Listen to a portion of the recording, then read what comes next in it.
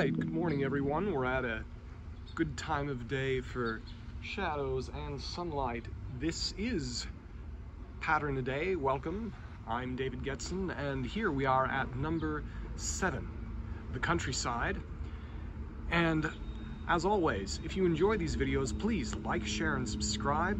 Comment down below, give us the thumbs up, notification bell to see a pattern every day from pattern language about how to solve important, otherwise intractable problems in the built environment. So today's pattern is the countryside as we continue to move in focus. So this is about the agricultural landscape itself. And the question is that how do you treat the ownership of land and access to it? Is farmland something that is just to be for the people who own it? Is it also something that benefits the community in a general way? So let's look at the kind of conflict that they're trying to solve here. I think this is a pretty interesting one that gets a little bit detailed. And they say, it starts off with a quote: "I conceive that land belongs for use to a vast family, of which many are dead, few are living, and countless members are still unborn." And it's quoted simply to a Nigerian tribesman. Even in this day and age of the internet, I searched that, and this seems to be the only attribution coming from this book. Maybe in the broader day now of YouTube and the internet, hopefully there are some ladies and gentlemen in Nigeria who can say, oh, it was that famous guy. If you're from Nigeria and you know who that person is, please tell me, because that'd be cool to know. I doubt it is Wole Soyinka, although that would be fun. They probably would have known who he was. So anyways, he's an author, for those who don't know. But what they're saying here to address it is, therefore, define all farms as parks where the public has a right to be, and make all regional parks into working farms. Create stewardships among groups of people, families, and cooperatives, with each stewardship responsible for one part of the countryside. The stewards are given a lease for the land, they're free to tend the land, and set the ground rules for its use as a small farm, a forest, a marshland, a desert, meaning fallow, and so forth. Those are very British terms to call fallow land desert. The public is free to visit the land, hike there, picnic, explore, boat, so long as they conform to the ground rules. With such a setup, a farm near a city might have picnickers in its fields every day during the summer. Well, one thing this requires is a high trust society. You can't have something where people are going to be litter bugs and vandalize in this. So this creates and I think what they're going for is some kind of foundation of common trust that is supported by it being there. How do you get a high trust society to begin with? You have people for which there's something good that should be trusted. So further along in this, of course, each pattern has several pages of very interesting analysis, and I thought that I would call out a quick quote from this analysis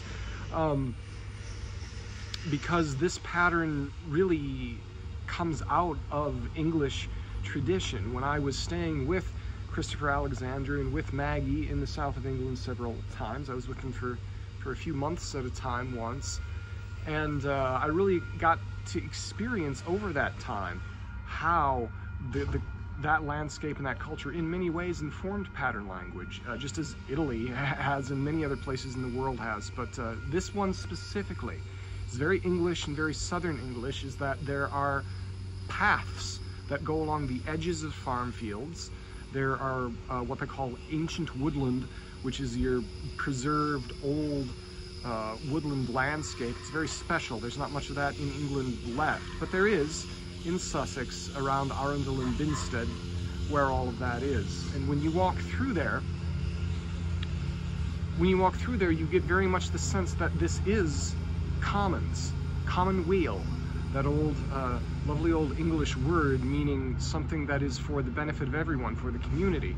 And this gets into how you apply ethics. Philosophy and theory, I think, are only good insofar as they dialogue with what we do and how we practice, how we design, and all of that. And so this gets into it, gets into the ethics of how we share land, about how the farmland is of benefit to everyone, not simply as growing crops, but as loving and enjoying the land, and the idea of having it be healthy, beautiful, and wonderful for future generations. It's very important. So specifically to the ethics, this is from, again, this is a connection between where I visited in England and worked for a bit and where I grew up in Wisconsin. Aldo Leopold, they quote Aldo Leopold in pattern language from a Sand County Almanac, which is written about central Wisconsin. And so he says, all ethics so far evolved rest upon a single premise. The individual is a member of a community of interdependent parts.